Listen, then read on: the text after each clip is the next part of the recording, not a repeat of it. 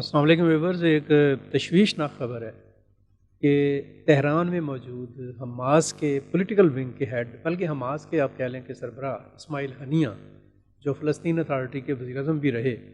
ان کو ایک میزائل حملے میں شہید کر دیا۔ جو اطلاعات ہیں اس کے مطابق یہ ہے کہ اسماعیل ہنیہ نو منتخب صدر جو ایران کے ہیں، مسعود پزشکیان، ان کی تقریب حلف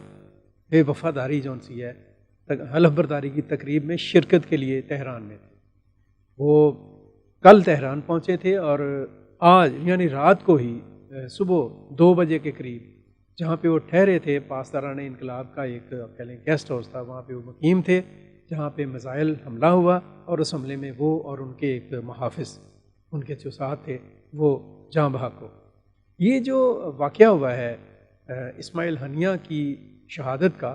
اس نے پوری دنیا کو ہلا کے رکھا، اور اس واقعے کے بعد ابھی تک اسرائیل کی طرف سے اس کو ایکسیپٹ تو نہیں کیا گیا کہ انہوں نے حملہ کیا ہے، but open secret is that کہ ڈیفینیٹلی اس کے پیچھے اسرائیل ہی ملوث ہے، اور اس کے بہت سارے کویسچن مارک ہیں جو کہ اٹھ کھڑے ہوئے۔ یہ اب ایک سوالیہ نشان پیدا ہو گیا ہے کہ یہ واقعہ ایران میں ہوا ہے، تہران میں ہوا ہے، ایران کے دل میں، اس کے دارالحکومت۔ تو یہ ایرانین گورنمنٹ کے لیے بھی ایک بہت بڑا چیلنج ہے۔ اس کے اوپر اور کوئی بات نہیں کی جانی چاہیے، اور جو لوگ مختلف قسم کی قیاسرائیاں کر رہے ہیں ان کو اپنی اس قسم کی وہ جو خرافات ہیں ان سے ایوائڈ کرنا چاہیے۔ لیکن یہ ایک چیلنج اور ایک کویسچن مارک ہے ایرانین اتھارٹیز کے لیے، اور اس کے ساتھ ساتھ اسرائیل کی جو بڑھتی ہوئی ایک طرح کی آپ کہہ لیں کہ ریاستی دہشت گردی ہے، اس کو روکنے کے لیے عالمی برادری کے لیے بھی ایک چیلنج ہے۔ امریکن ڈیفنس منسٹر نے جو تائیوان کے دورے پر تھے، انہوں نے یہ بات کہی ہے کہ ہم اس مسئلے کو کول ڈاؤن کرنے کی کوشش کریں گے، اور خدا نہ خواستہ کوئی بڑا حادثہ یا سانحہ، کوئی جنگ جون سی ہے، اس کا امکان تو کوئی نہیں ہے، لیکن اس طرح کے واقعات اگر روکے نہیں گئے یا روکے نہیں جاتے ہیں تو اس کا نتیجہ کیا ہوگا؟ اس واقعے کے چند گھنٹے پہلے اسرائیل نے اٹیک کیا تھا بیروت پر، لیبنان پر، اور وہاں پہ آپ کہہ لیں کہ میرے سامنے نام موجود ہے ان کا، حزب اللہ کے ایک کمانڈر ہیں، ان کو انہوں نے فؤاد شکر کو انہوں نے ایک طرح سے قتل کیا ہے یا ان کو شہید کیا۔ اس کے بعد فوری بعد یہ واقعہ ہوا ہے، اور اسماعیل ہنیہ تو ایک ایسا عظیم کریکٹر ہے۔ ابھی چند ہفتے پہلے ان کی فیملی جون سی ہے وہ غزہ میں ان کے اوپر حملہ ہوا، اور وہ ان کے بہت سارے لوگ جون سے ہیں اس میں شہید ہوئے۔ پھر اس کے علاوہ مزید جون سا ہوا وہ یہ تھا کہ انہوں نے ایک لانگ آپ کہہ لیں کہ اسٹرگل کی for the sake of Palestinian people. تو اس کے اوپر بہت بڑا کویسچن ہے۔ مشرق وسطیٰ جون سا ہے اس کے حالات اور بھی خراب ہو گئے، اور یہ جو کویسچن ہے وہ پاکستان کے لیے بھی، پاکستان کی سرحدیں ایران کے ساتھ جڑی ہیں۔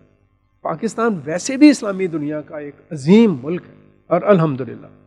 میں یہاں پر یہ بھی بتاتا چلے جاؤں کہ جو لوگ ذرا سی باتوں کے اوپر بکواس کرتے ہیں نا، افواج پاکستان کے اوپر، یا پاکستان کے دفاعی معاملات کے اوپر، یا پاکستان کی فوج کے ساتھ کنفرنٹیشن پیدا کرنے کی کوشش کرتے ہیں، انہیں کچھ شرم کر لینی چاہیے۔ الحمدللہ ہماری مسلح افواج، ان کی قیادت، اور ایک ہمارے فوجی سپاہی جو ہماری سرحد، لیکن خدا نہ خواستہ اگر ایسا ہوتا ہے تو اس کو منہ توڑ جواب ملے۔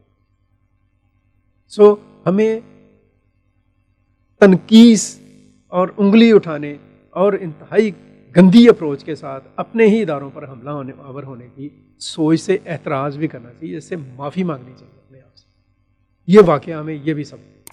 بہرحال بہت ہی افسوسناک واقعہ ہے، اور اس واقعے کے بعد مڈل ایسٹ میں خاص طور پر حالات کچھ بھی ہو سکتے ہیں، معاملات کسی طرف بھی جا سکتے ہیں۔ حماس اس کے اوپر کیا رد عمل دیتی ہے یہ ایک الگ سوال ہے، حزب اللہ اس کے اوپر کیا رد عمل دیتی ہے یہ ایک الگ کویسچن ہے، الفتح کی طرف سے کیا ہوتا ہے یہ ایک الگ کویسچن ہے، اور ایران کیا کرتا ہے یہ ایک اور دوسرا چیپٹر ہے وہاں پہ۔ یہ تمام چیزیں، اور اسرائیل کے کیا عزائم ہے، یہ ایک الگ کہانی ہے، اور جو دنیا کے اوپر طاقتیں اور قوتیں ہیں وہ اس کھیل کو کیسے دیکھ رہی ہیں، اور وہ اپنے مہروں کو کس طرح سے ہلاتی ہیں،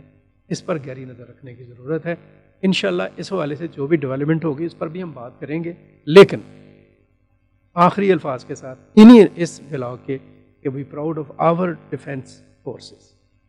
آور ڈیفینسو لیڈرشپ۔ الحمدللہ ہم بہت محفوظ ہاتھوں میں ہیں، ہم بہت محفوظ ہیں، اور دشمن اور اپنے اندر کے جو گندے انڈے ہیں کچھ بھی کرتے رہیں، عوام اور فوج کی جو محبت اور تعلق ہے ان کے درمیان جو ایک کولیبریشن ہے اور ایک دوسرے کے ساتھ جو تعلق ہے اس کو کبھی کمزور نہیں کیا جا سکتا۔